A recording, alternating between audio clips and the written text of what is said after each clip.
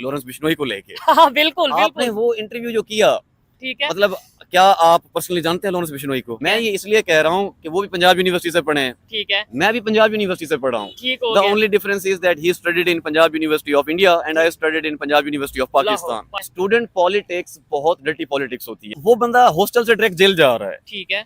क्यों? ब्रिक्स उनकी के मेंबर फॉरेन या पॉलिसी इतनी बड़ी है, देख लें, आपने अभी खुद कहा कि क्वाड हो गया, एशियंस हो गया, ब्रिक्स हो गया, G20 हो गया, G7 हो गया, SC हो गया, वो किसी इंटरनेशनल प्लेटफॉर्म पे आपको नजर आ रहे हैं कि वो ना हो। वो अगर किसी ऑर्गेनाइजेशन का मेंबर नहीं है तब भी वो उसमें ऐसा गेस्ट होते हैं। ऐसी है जैसे अब G7 में। मोदी साहब OIC organisation of Islamic country में भी गेस्ट है। अच्छा। तो कहने से मुराद ये है कि उनकी आप फॉरेन पॉलिसी कंपेयर करें विद चाइना। आप चाइना से ज्यादा पावरफुल हैं। नहीं, दुनिया बिल्कुल जहां का कोई मुल्क नहीं होगा जिसको आपने कर्जा ना देना हो। ठीक है। चाइना जैसा मुल्क अपनी लाइन ऑफ एक्चुअल कंट्रोल से आज पीछे हट गया इंडिया से। ठीक है। तो आपको लगता है कि आप उनकी हदूद में घुस के कश्मीर ले आएंगे? क्या बात कर रहे हैं आप? अगर जंग होती है तो क्या इंडिया क्या हमें डील नहीं कर सकता?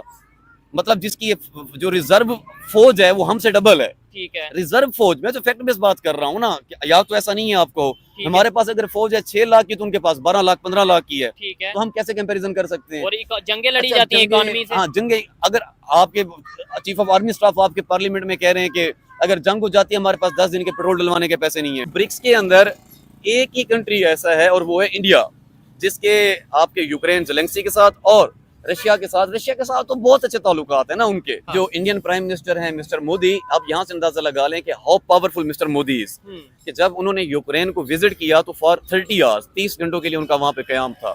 मैं कुछ गलत हो सकता हूँ घंटों में, पर मेरे नॉलेज में 30 घंटे हैं। ठीक है। तो उन 30 घंटों में यूक्रेन के अंदर 2 सालों बाद, मतलब विद इन 2 साल के अरसे में वाहिद वो 30 घंटे थे जब कोई फायरिंग ही नहीं हुई। तो इट मींस के मोदी साहब ने 30 घंटे के लिए वार रुकवा दी ना। हालांकि वो रशिया के ओपोनेंट यूक्रेन में जा रहे हैं। ठीक है। उसके बावजूद भी जब वो वहाँ मतलब हवा में थे और लैंड करने वाले थे तो रशिया के 6 तैयारों ने उनको प्रोटोकॉल दिए। पाकिस्तान के कॉन्टेक्स्ट के अंदर तैयब उर्दुगान की वो इम्पोर्टेंस नहीं है। ठीक है। लेट्स वो कह भी देते हैं, वो कह भी देते हैं कि जी हम कश्मीर के मामले में पाकिस्तान के साथ हैं, तो उससे इंडिया को कोई फर्क नहीं पड़ेगा। इंडिया को क्यों फर्क पड़ेगा? जब इंडिया देखें इस टाइम जो वर्ल्ड है ना वो मल्टीपोलर है। ठीक है। मल्टीपोलर से क्या मुराद, मैं इसको बात कर रहा हूँ सुपर पावर के कॉन्टेक्स्ट में। ठीक है।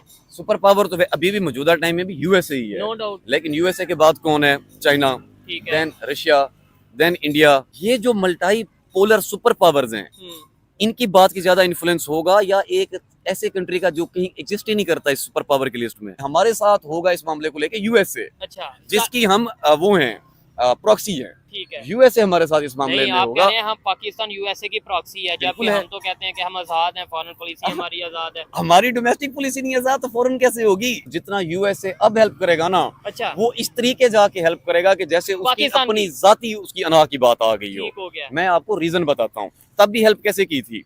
तब इंदिरा गांधी बहुत सारे और मजीद हमारे वो फौजी नहीं छोड़ने के चक्कर में थी। अच्छा। वो इस कंडीशन पे छोड़ना चाह रही थी कि कश्मीर मिल जाए। डेफिनेटली कुछ तो एक्सचेंज में उनको चाहिए था। ये यूएसए का प्रेशर था कि आप उनको छोड़ो। और लेकिन आज मोदी के दौर में क्या मोदी नहीं, मोदी डेफिनेटली पिछले 10-15 साल में जब से मोदी साहब आए हैं उन्होंने इंडिया को आसमान की बुलंदी पे ले चुके हैं, ले जा चुके हैं। लेकिन तब उनके पास, इंडिया के पास न्यूक्लियर नहीं था।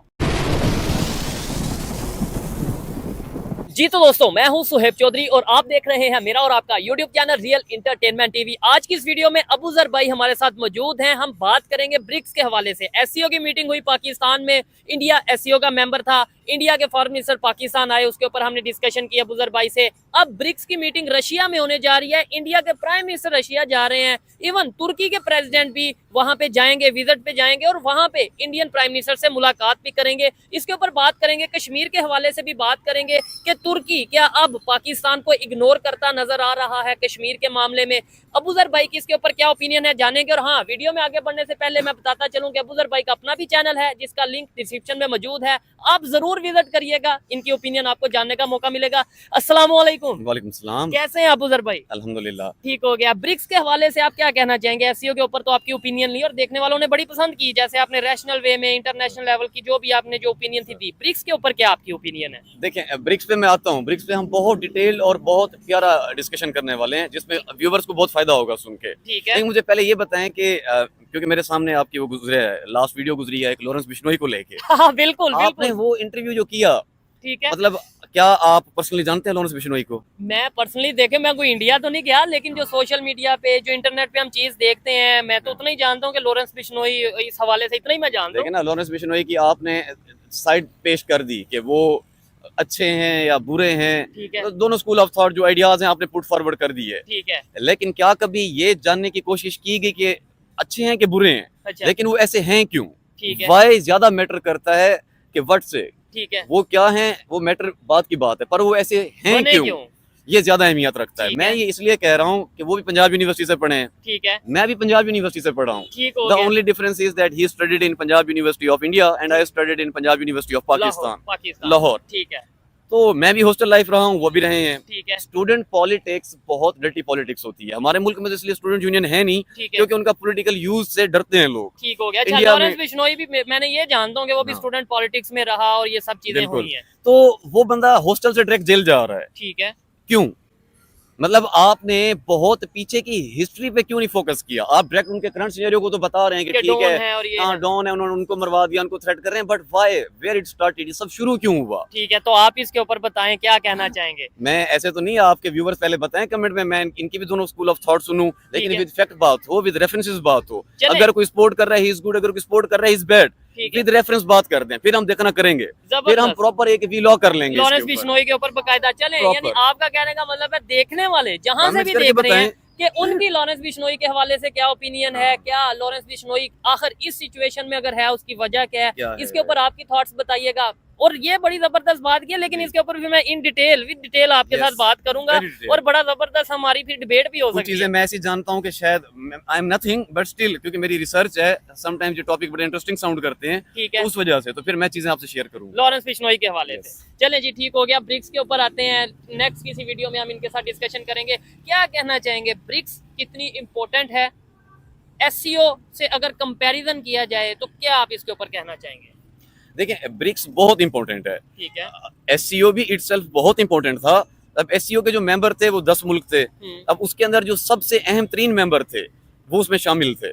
Like wise same scenario apply हो रहा है ब्रिक्स के ऊपर। वो ही अहम कंट्रीज वहां पे भी हैं, वहां पे भी हैं, लेकिन वो जो कंट्रीज हैं वो डिसीजन मेकिंग कंट्रीज हैं, मतलब वो ऐसी कंट्रीज हैं जो डिसीजन लेते हुए ना उनका इन्फ्लुएंस बाहर किसी सुपर पावर की तरफ नहीं होता। ठीक है। क्योंकि ब्रिक्स इधर एससीओ के अंदर पाकिस्तान भी एक मेंबर है जिसकी फॉरेन पॉलिसी में यूएसए का इन्फ्लुएंस होता है। ठीक है। अब ब्रिक्स के जो मेंबर हैं उनके अंदर ऐसी कोई कंट्री नहीं है जिसका बहुत ज्यादा इन्फ्लुएंस यूएसए की वजह से होता हो उनकी फॉरेन पॉलिसी पे। ठीक हो गया। तो वहाँ डिसीजन मेकिंग बड़े पैमाने पे और बहुत बड़े डिसीजन हो सकते हैं। जैसे मेंबर है, मतलब ब्राजील है, इसके अलावा मेरे नजदीक जो सबसे अहम है इसमें रशिया, इंडिया एंड चाइना, ठीक है, ये सबसे ज्यादा अहम है। और इस टाइम मैं ये बात इसलिए कह रहा हूँ, अब रशिया है उसकी फॉरेन पॉलिसी थोड़ी ना यूएसए के ऊपर वो कहने पे इन्फ्लुएंस होनी है। इंडिया है उसकी फॉरेन पॉलिसी भी नहीं इन्फ्लुएंस होनी यूएसए के कहने पे। इसी चीज की तो सजा उनको ऑलरेडी मिल रही है, क्योंकि वो यूएसए के इन्फ्लुएंस में नहीं आते तो इंडिया के अंदर मुख्तलिफ तरीक शुरू करा दी जाती हैं। जैसे हमने थोड़ा सा 2 साल पहले रिजीम चेंज को फेस किया है पाकिस्तान में, लाइकवाइज इंडिया के अंदर वो मोदी फेस कर रहा है।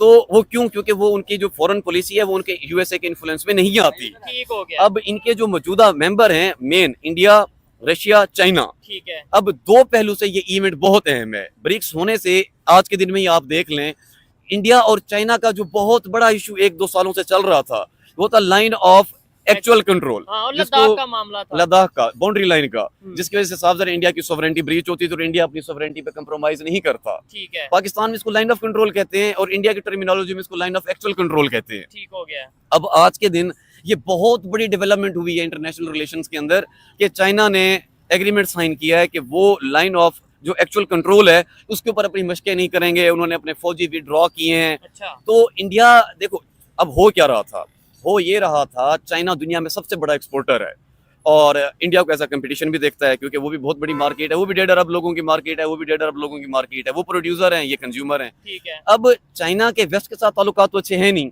उनकी सबसे बड़ी जो मार्केट थी वो इंडिया थी, पर लाइन ऑफ एक्चुअल कंट्रोल के ऊपर जो पिछले 1 साल में मामलात हुए, जो वहां पे मतलब हाथापाई चली है, मामलात रहे गर्मा गर्मी के, इंडिया ने टिकटॉक को बैन कर दिया। अब 1.5 बिलियन यूजर टिकटॉक का बैन कर रहे हैं, तो सोचें कितना बड़ा धक्का लगा होगा इकोनॉमी को। सिर्फ टिकटॉक है, इसके अलावा बहुत सी ऐसी चाइनीज कंपनी है जो बैन कर दी गई, बहुत सारे प्रोडक्ट्स, बड़ी बड़ी चीजें, और उन्होंने कहा आप जाओ यहाँ से, आप हमारी सोवरेनिटी को रिस्पेक्ट नहीं कर रहे, हमें आपके साथ ट्रेड करना ही नहीं। ठीक है, अगेन वही बात, टेररिज्म और ट्रेड इकट्ठे नहीं चलेंगे। ठीक है। और ये सारी सूरत यूरोप देख रहा है, क्या कर रहा है यूरोप? यूरोप और जो वेस्ट है वो मजे ले रहा था। अच्छा, क्यों? क्योंकि जो यूएसए है सुपर पावर, जो अगला इमर्जिंग सुपर पावर है वो आपका रशिया या चाइना कह लें। चाइना पहले क्योंकि इकोनॉमिकली ज्यादा पावरफुल है, ठीक है, देन रशिया, ठीक है, देन आपका आ जाता है इंडिया। पेरिस भी उस लाइन में जरा रफ्तार लगा रहा है। ठीक है, तो वेस्ट तो मजा ले रहा था, ठीक है। लेकिन अब क्या हुआ कि जब लाइन ऑफ एक्चुअल कंट्रोल का एग्रीमेंट साइन हो गया है, अगेन क्या होगा कि ट्रेड की बहाली होगी, विच इज नॉट गुड और हेल्दी फॉर वेस्ट। क्योंकि वेस्ट परेशान हो गया, चाइना को अपनी मार्केट दोबारा मिल जानी है। ऐसा ऐसा मामला पॉजिटिविटी की तरफ जाने हैं। ठीक है। इसके ऊपर एक स्टेटमेंट है रशिया के प्रेसिडेंट पुतिन ने भी दिया कि ये एंटी वेस्ट, कोई ब्रिक्स जो है वो एंटी वेस्ट नहीं है बल्कि नॉन वेस्ट है। कुछ ऐसी उन्होंने स्टेटमेंट दी है कि भाई ऐसा नहीं है कि हम वेस्ट के खिलाफ हैं, लेकिन वेस्ट का दबाव या वेस्ट का प्रेशर नहीं लेंगे। जी ये बड़ी प्यारी टर्मिनोलॉजी है, मैं इस टर्मिनोलॉजी को ना हद से ज्यादा पसंद करता हूँ। देखिए एंटी वेस्ट का होने का मतलब ये होता है कि आप कोई ऐसी पॉलिसी बना रहे हैं, कोई ऐसी स्ट्रेटजीज अपना रहे हैं जो कि वेस्ट के इंटरेस्ट के अगेंस्ट जा रही हैं। नॉन वेस्ट का मतलब ये है कि हम आपके अगेंस्ट नहीं है, लेकिन हम अपने इंटरेस्ट के लिए जो इकदाम करने जरूरी है हम वो करेंगे। यानी हम आपके अगेंस्ट नहीं है, लेकिन आपको भी अपने अगेंस्ट नहीं होने देंगे। यानी आप हमारे खिलाफ कोई बात करें या काम करें, हम वो भी बर्दाश्त नहीं करेंगे। डेफिनेटली। तो एक तो ब्रिक्स की ये बहुत बड़ी डेवलपमेंट है, क्योंकि देखिए ब्रिक्स के अंदर जो सबसे मेन है वो तो मैं बार बार रिपीट कर रहा हूँ, इंडिया, रशिया और चाइना है। ठीक है। अब ब्रिक्स से पहले ही ये अचीवमेंट हासिल हो गई है, तो ब्रिक्स के अंदर पता नहीं और क्या नई अचीवमेंट हासिल होने जा रही है in context of China and India. ठीक हो गया। क्योंकि आइस ब्रेक तो पहले हो गई। पहले ब्रिक्स के अंदर ये डर था, क्योंकि इंडिया तब तक बात नहीं करना चाह रहा था जब तक लाइन ऑफ एक्चुअल कंट्रोल के ऊपर मामला खराब हैं। अब वो तो हो चुके हैं हल, चाइना मान गया। अब उनके आगे मजीद नई जो चीजें होनी है वो होने नए प्रोजेक्ट्स को लेके। ठीक हो गया। अब आ जाते हैं दूसरे पहलू पे, रशिया यूक्रेन की। एग्जैक्टली मैं उसी चीज पे आ रहा था। दूसरी जो प्रॉब्लम चल रही है वो रशिया यूक्रेन वार की चल रही है। अब ब्रिक्स के अंदर एक ही कंट्री ऐसा है और वो है इंडिया, जिसके आपके यूक्रेन जेलेंस्की के साथ और रशिया के साथ तो बहुत अच्छे ताल्लुकात है ना उनके, तो वो ये वार स्टॉप भी करा सकते हैं। ठीक है। और देखिए इधर they can work as a fuel कि इसको ज्यादा इग्नाइट कर दें, इधर दे कैन वर्क के वो इसको रोक सकते हैं। ठीक है। इंडिया का कोई जाती इंटरेस्ट तो है नहीं इसको कि बार बढ़ाएं, वो क्यों बार बढ़ाएंगे? ना तो वो असला बेचते हैं लाइक यूएसए और अदर कंट्रीज कि भाई वो कहेंगे मेरा वार मेरा बढ़ेगी और मेरा बढ़े, असला बिकेगा। तो इंडिया तो मतलब पॉजिटिविटी की तरफ जाएगा कि किसी तरीके ये वार रुक जाए। नहीं, रिसेंटली हमने देखा है कि इंडिया के प्राइम मिनिस्टर ने यूक्रेन का विजिट भी किया और बकायदा बड़ा प्रोटोकॉल, और उन दिनों रशिया का भी विजिट किया, यूक्रेन का भी किया, और उन दिनों जंग का ऐसा लगा कि शायद रुकने जा रही है या कुछ ऐसा इन्वायरमेंट। जी जो इंडियन प्राइम मिनिस्टर हैं मिस्टर मोदी, आप यहाँ से अंदाजा लगा लें कि how powerful mister Modi is, कि जब उन्होंने यूक्रेन को विजिट किया तो फॉर 30 आवर्स 30 घंटों के लिए उनका वहाँ पे कयाम था। मैं कुछ गलत हो सकता हूँ घंटों में, पर मेरे नॉलेज में 30 घंटे हैं। ठीक है। तो उन 30 घंटों में यूक्रेन के अंदर 2 सालों बाद, मतलब विद इन 2 साल के अरसे में वाहिद वो 30 घंटे थे जब कोई फायरिंग ही नहीं हुई, एक गोली भी नहीं चली, नहीं हुआ, मिसाइल वो चीजें तो छोड़ दें, एक गोली भी नहीं चली पिस्टल की। वो क्यों? क्योंकि इंडिया इतना ऑन करता है, मतलब रिस्पेक्ट करता है इंडिया के प्रेसिडेंट को रशिया, कि उन्होंने कहा कि उनके ऑनर में हम इस कंट्री के ऊपर इन 30 घंटों में फायरिंग नहीं करेंगे। तो इट मींस के मोदी साहब ने 30 घंटे के लिए वार रुकवा दी ना। ठीक हो गया। एक ये चीज है, टेम्परेरी तो रुक गई। वो जा रहे थे तो हमने खबरें सुनी कि प्रोटोकॉल रशिया के जहाज थे और ये सब। जी बिल्कुल। अब हालांकि वो रशिया के ओपोनेंट यूक्रेन में जा रहे हैं, ठीक है, उसके बावजूद भी जब वो वहाँ मतलब हवा में थे और लैंड करने वाले थे तो रशिया के 6 तैयारों ने उनको प्रोटोकॉल दिया एयर में। यानी मतलब उन्होंने कहा हम रिस्पेक्ट करते हैं, यूक्रेन जा रहे हैं, लेकिन प्रोटोकॉल दे रहे हैं रशिया के जहाज। तो अब यहाँ से क्लियर इंडिकेशन मिलती है कि prime minister Modi is in a position, he is powerful enough कि वो ये वार रुकवा सकते हैं। ठीक हो गया। रशियन साइड पे तो उनको कोई बड़ी प्रॉब्लम नहीं है, वो साफ ज़रा वेस्ट के इंटरेस्ट है यूक्रेन को लेके, वहां से प्रॉब्लम है। इवन नहीं, मैं इधर ये कह सकता हूँ कि यूक्रेन साइड पे भी कोई प्रॉब्लम नहीं है। अगर इंडिया के प्राइम मिनिस्टर या इंडियन गवर्नमेंट चाहे यूक्रेन को भी मना सकती है, रशिया को भी, लेकिन पीछे जो वेस्ट है वो यूक्रेन को खड़ा नहीं होने दे रहा। वो कह रहा नहीं लड़ो लड़ो हम तुम्हारे साथ हैं, यानी नेटो का हिस्सा बना देंगे, ये कर देंगे। वो नेटो का हिस्सा बना के तो यूक्रेन को तबाह कर डाला है। उनको बेसिकली फियर इस बात का है कि अभी अगर ये यूक्रेन पे कब्जा कर लेते हैं, जो कि ऑलमोस्ट काफी तक तो उन्होंने किया है, ठीक है, अगला टारगेट होना है पोलैंड।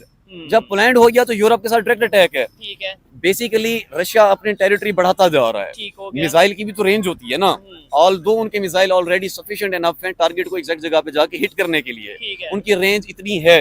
लेकिन जब आप बिल्कुल बॉर्डर लाइन पे आ जाएंगे तो सोचें वो मिसाइल कितने इफेक्टिव हो जाएंगे। ये चीज है। अच्छा, इधर एक चीज और मैं बड़ी डिस्कस करना चाहूंगा। कि इस टाइम पे जब ब्रिक्स की आपने ही बताया कि बड़ी इंपॉर्टेंस है इस टाइम पे, ऐसे ही टाइम पे तैयब उर्दगान भी ब्रिक्स का मतलब को जो सा वो ज्वाइन करने जा रहे हैं, रशिया में जा रहे हैं और इंडिया के प्राइम मिनिस्टर से मीटअप भी करेंगे, मुलाकात भी करेंगे। क्या समझते हैं, तुर्की की और इंडिया की दोस्ती बढ़ती नजर आ रही है, पाकिस्तान इग्नोर होता नजर आ रहा है? क्योंकि इसके ऊपर एक खबर भी है प्रॉपर जो मैं अभी आगे आपसे डिस्कस करूंगा। देखिए, इस चीज का हम कंपैरिजन इस तरीके नहीं कर सकते जैसे वो है ना एंटी वेस्ट और नॉन वेस्ट। हाँ, तुर्की के साथ उनकी दोस्ती बढ़े या ना बढ़े, उसका पाकिस्तान से कोई लेना देना नहीं है। नहीं, क्यों नहीं है पाकिस्तान से लेना देना? आप देखें ना, यूनाइटेड नेशन में तुर्की के प्रेसिडेंट मौजूद थे तैयब उर्दगान, उन्होंने कश्मीर के ऊपर बात ही नहीं की, जबकि पाकिस्तान में बच्चा ये कहता है जी हमारे साथ तुर्की खड़ा है, हमारे साथ कश्मीर के मामले में हमारे साथ तुर्की खड़ा है। तो अब तुर्की कहीं पे भी मुझे बताएं कि यार ये रिसेंटली तो कश्मीर के मामले में स्टेटमेंट दी है तुर्की ने। आप बात समझें, अगेन ये वही वाली बात है कि हम तुर्की की प्रॉब्लम तो नहीं है अच्छा, कि वो हमारे लिए आवाज उठाए यूनाइटेड नेशन में जाके। ठीक है, वो इस तुर्की के वो हमारी आवाज उठाए, वो अपनी आवाज उठा जाए, बड़ी बात है। अभी दुनिया के अंदर इस टाइम इसराइल और पैलेस्टीन वार चल रही है, ठीक है, ईरान उसके अंदर इन्वॉल्व है, हाँ, मिडल ईस्ट पूरा इन्वॉल्व है, ठीक है, यूक्रेन और रशिया वार चल रही है, ठीक है, आपके मतलब कई मुल्कों के अंदर रिजीम चेंज हो चुका है, लाइक बांग्लादेश, लाइक पाकिस्तान, बहुत कुछ हो रहा है इस टाइम पूरी दुनिया में। तुर्की कहाँ स्टैंड कर रहा है? ठीक हो गया। Turkey is not so much important कि उनके कहने पे कोई इतना बड़ा इम्पैक्ट पड़ जाए।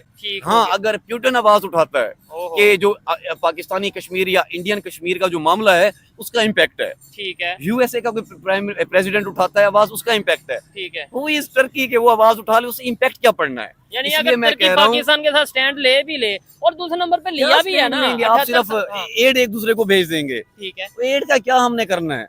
ये चीज है। उनकी वो डिफेंस के हवाले से या एक स्टेटमेंट के कुछ लोग होते हैं जिनकी इतनी सॉफ्ट पावर या हार्ड पावर होती है कि उनकी एक स्टेटमेंट से एकदम निजाम बदल जाता है। ठीक हो गया। मैं ये कहना चाह रहा हूँ कि इस कॉन्टेक्स्ट के अंदर, पाकिस्तान के कॉन्टेक्स्ट के अंदर तैयब उर्दगान की वो इम्पोर्टेंस नहीं है। ठीक है, लेट्स वो कह भी देते हैं, वो कह भी देते हैं कि जी हम कश्मीर के मामले में पाकिस्तान के साथ हैं, तो उससे इंडिया को कोई फर्क नहीं पड़ेगा। इंडिया को क्यों फर्क पड़ेगा? जब इंडिया देखें, इस टाइम जो वर्ल्ड है ना वो मल्टी पोलर है। मल्टी पोलर से क्या मुराद, मैं इसको बात कर रहा हूँ सुपर पावर के कॉन्टेक्स्ट में। ठीक है, सुपर पावर तो अभी भी मौजूदा टाइम में भी यूएसए ही है, नो डाउट, लेकिन यूएसए के बाद कौन है? China, then Russia, then India, then likewise जैसे मैंने जिक्र किया पेरिस। ठीक है, ये जो मल्टी पोलर सुपर पावर्स हैं, इनकी बात की ज्यादा इन्फ्लुएंस होगा या एक ऐसे कंट्री का जो कहीं एग्जिस्ट ही नहीं करता इस सुपर पावर की लिस्ट में? ठीक है, जाहिर बात है उनका ज्यादा असर होगा, तो इंडिया को क्या लेना देना चाहिए? अगर तैयब उर्दगान ये बात कह भी देते हैं,